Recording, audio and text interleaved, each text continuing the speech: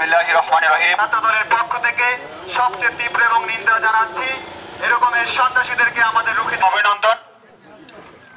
প্রিয় বন্ধুগণ, আপনারা ইতিমধ্যেই জেনেছেন ভাই মিলন ভাইকে এক সন্ত্রাসী, এমনটা নয়। আমরা যারা সাধারণ জনগণ রয়েছি আমরাও নিজ নিজ স্থান থেকে প্রতিবাদ করে যেতে পারি। বিএনপির কেউ নয়, তাদেরকেও এই দেশ থেকে প্রতিহত করতে হবে। এই সন্ত্রাসী আমি আমার বক্তব্য শেষ করছি। আল্লাহ হাফেজ। বাংলাদেশ জিন্দাবাদ, বাংলাদেশ জাতীয়তাবাদী দল জিন্দাবাদ। কর্মীরা আসছেন, তাদেরকে আমি ধন্যবাদ জানিয়ে আমি সংক্ষিপ্ত বক্তব্য শুরু করছি। আমি বলতে আজকে একটা কথাই বলতে চাই, যেহেতু সরকারের সংক্ষিপ্ত অনেকে অনেক কথা বলছেন, যে আমাদের এলাকায় আমরা আপনাদের সর্বাত্মক সহযোগিতায় সবসময় পাশে থাকবো। আপনারা আজকের এই সন্ত্রাস, আওয়ামী লীগ সন্ত্রাসের বিরুদ্ধে এই এলাকা মাদকের একটি ট্রানজিটে পরিণত হয়েছে। আমরা আইন প্রশাসনের দৃষ্টি আকর্ষণ করছি। সবাইকে ঐক্যবদ্ধ হতে হবে।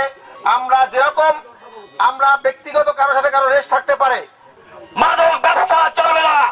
মাদকে যারা আসক্ত হয়েছেন এদেরকে বিতাড়িত করে এলাকা ছাড়া করতে হবে। আমি আপনাদের সর্বাত্মক সহযোগিতা করব। আপনারা এদেরকে ধরিয়ে আইনের আশ্রয় নেন এবং উপযুক্ত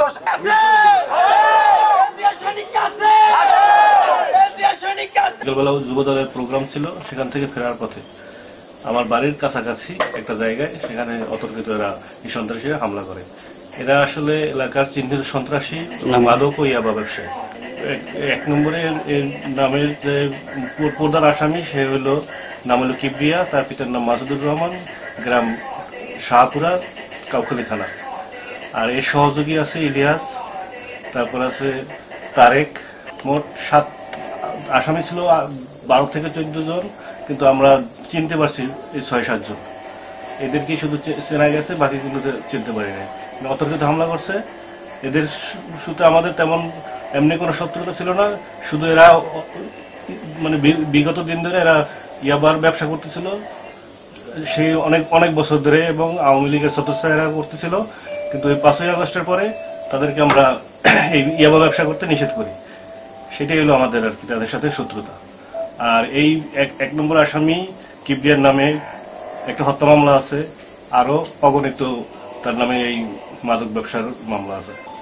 হামলার মূল কারণটাই হলো ওই যে তাদের ইয়াবা ব্যবসায় বাধা দেওয়া আর কি।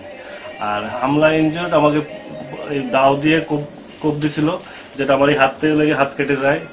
ওই লোহার পাইপ দিয়ে বাড়ি দেওয়ার কারণে এই হাত ভেঙে যায়, যেগুলো আমার মাথায়, এই আঘাতগুলো মাথায় করছিল, যেগুলো আমি প্রতিহত করতে গিয়া। আর পায়ে অগণিত গুপ্তি, তারপরে লোহার রড, পাইপ আর গান্দা এর পিটান এবং কোপ, যেগুলো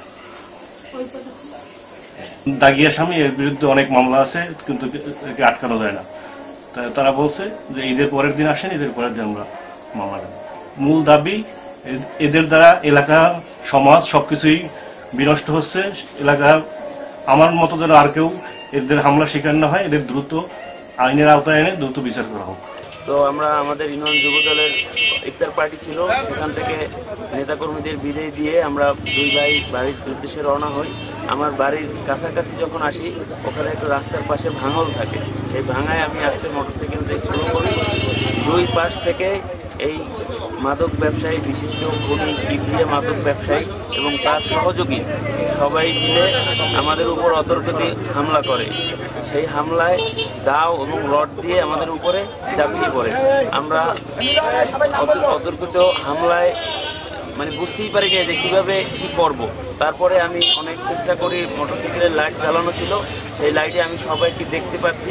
এই যে কিবরিয়া, আমি ওকে বলছি যে তোর বলছি যে আমাকে মাদক ব্যবসায় তুই 2 মাস আগে আমার নিষেধ করছো না, পুলিশ আমাকে রাখতে পারে না, আমি তো ওপেনে মাদক ব্যবসা করি, তুই রাখবি কী করে, তোর দুনিয়াতে সেরাই শেষ করে দেবো এবং সরাই দেবো। এভাবে করে আমাকে কোপ শুরু করছে। এই যে কিবরিয়াকে আমাকে কোপ দিয়েছে, আমি হাত দিয়ে ঠেকাইছি, এই আমার আঙ্গুল কেটে গেছে।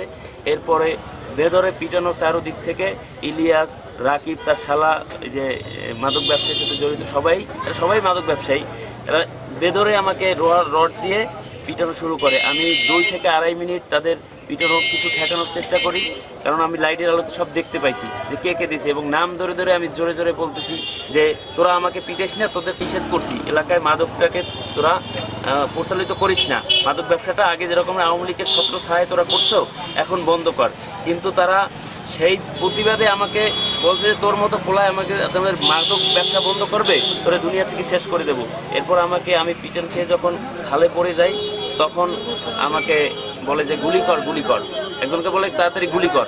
সেই পিস্তল ভাইয়ে ধরতে গেলে তার মাথায় আঘাত করে পিস্তলের বাট দিয়ে, আমার বড় ভাই মিজানুর রহমান মিন্টুর মাথায় আঘাত করে, এবং আমি ওপার থেকে উঠে যাই, আমার গায়ে একটা রামদাও পাখা দেয়, তো ওই রামদাও আমার গায়ে না পড়ে আমার পাশে পড়ে, এবং আমি পালাইয়ে বাগানের ভিতরে যাই, এবং আমার পিছনে পিছনে বলে যে ওকে মাইরে ফেলতে হবে, ওকে রাখা যাবে না। এর ভিতরে ডাক চিৎকার শুনে মানুষজন কিছু করে, সেই মানুষজন দেখে ওরা ভয় দেখে কিছু লোকজনকে দাবার দেয় রান্দা দিয়ে, তারা ঘরের ভিতরে চলে যায় এবং তারা পালিয়ে যায়, বলে এবারের মতো ক্ষমা করে দিয়েছি, আগামীতে তোরা আর বাঁচতে পারবি না।